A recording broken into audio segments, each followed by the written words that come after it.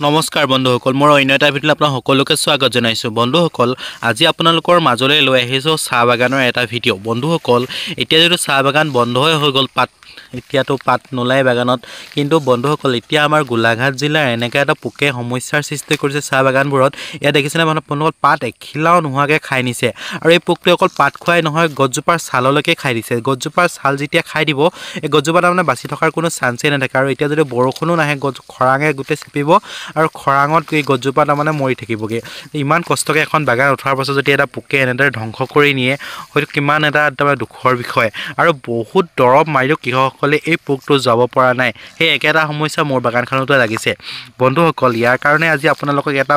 ভাল দৰৱ দিম যেটো দৰৱ মাৰি দিয়াৰ লগে লগে আপোনালোকৰ ইয়াত পোকবোৰ লগালগ মৰি যাব আৰু এটো কেমিক্যাল ফ্ৰী যেটো টিবৰ্ডে এই দৰৱটো এলাউ কৰি থৈছে আজিকালি বহুত দৰৱ আপোনালোকে বাগানত মাৰিবও নোৱাৰে যেটো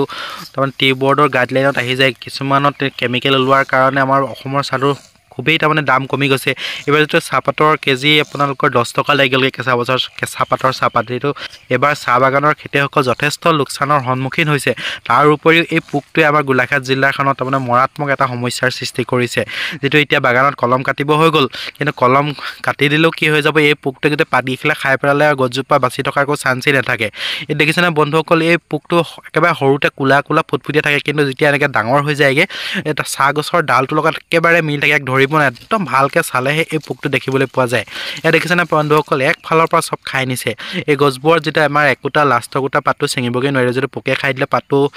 ফেক্টৰী ল'বলৈও মন নকৰে আৰু ছিঙিবও নোৱাৰে না গোটেই মানে একেফালৰ পৰা খাই শেষ কৰি পেলাইছে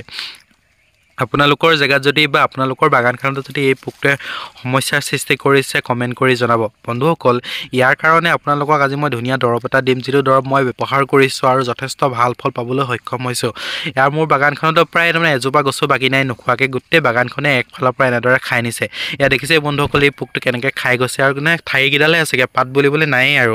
এই দেখিছেনে কেনেকুৱা পোকটো দেখিবলৈ এই পোকটো দৰৱ মাৰি যোৱাব নোৱাৰি আমাৰ গোলাঘাট জিলাৰ বহুকেইখন ঠাইতে শুনিবলৈ পোৱা গৈছে যে তেওঁলোকে ভগৱানক চাকি জ্বলাইছে যেটো এই পোকটো তাৰমানে বহুতো দৰৱ ব্যৱহাৰ কৰিও তাৰমানে মাৰিও এই পোকটো যাব পৰাগে নাই বন্ধুসকল ইয়াৰ কাৰণে আপোনালোকে এই দৰৱটো ব্যৱহাৰ কৰিব এই দৰৱটো ব্যৱহাৰ কৰি মই যথেষ্ট ভাল ফল পাইছো আৰু ইয়াৰ মাৰি দিয়াৰ লগে লগে আপোনালোকে পাছদিনাখন চাব যে গোটেই পোকবোৰ গেলি যাব বা মৰি যাব একফালৰ পৰা মানে পাত কিখিলা খালে পোকটো মৰিব ইয়াৰ নামটো এক্সপ্লোড ইনসেক্টিসাইড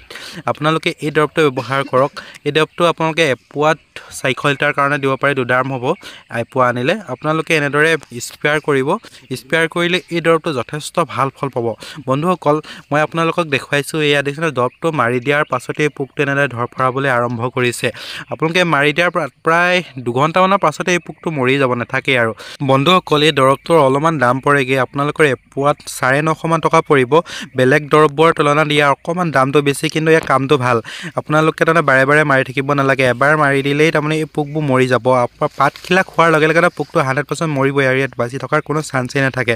সেই বন্ধুসকল আপোনালোকক মই ৰিকমেণ্ড কৰিছো আৰু মই ব্যৱহাৰ কৰি পেলাই আপোনালোক কৈছো ইয়া দেখিছেনে বন্ধুসকল প্ৰায় 2 ঘণ্টামান হৈছে মৰা এই পোকবোৰ এনেদৰে মৰি আছে বন্ধুসকল এই দৰৱটো মাৰিবই লাগিব যেনে এই পোকবোৰ যদি আপোনালোকে বাগানখনৰ পৰা যোৱাব নোৱাৰে তেতিয়া হলে এই পাত খোৱাৰ লগতে গোটেই ছাল খাই দিব আৰু ছাল খাই দিয়াৰ পাছত গোটেই সাগজজোপা আপোনালোকৰ মৰি যাব এই বন্ধুসকল আপোনালোকে এই দৰৱটো স্প্ৰেয়াৰ কৰি দিয়ক আৰু যথেষ্ট ভাল ফল পাব এই দৰৱটো স্প্ৰেয়াৰ কৰি দিলে বন্ধুসকল আজি ভিডিঅ'টো ইয়াতে সামৰো